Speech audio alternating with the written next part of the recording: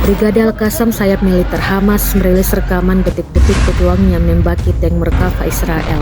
Selain menembak, Brigade Al-Quds juga meletakkan bahan peledak di tank hingga membara. Kedua serangan ini dilakukan dari jarak dekat.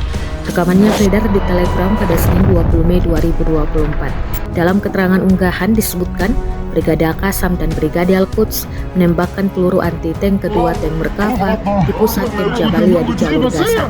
Sebelumnya, sayap bersenjata kelompok pejuang Palestina Hamas, Brigade Al-Qassam, mengumumkan telah berhasil membunuh 12 tentara Israel di Camp Jabalia, Gaza Utara, Rabu 15 Mei 2024 kemarin.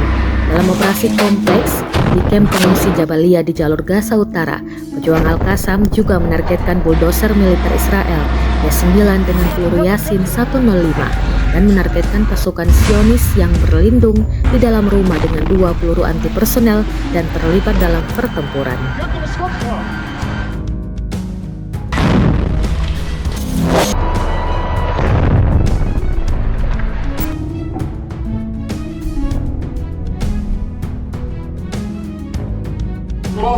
روح بطنه روح قدام ايه بس ايه هاتي لي بواسير بالله علمت بواسير.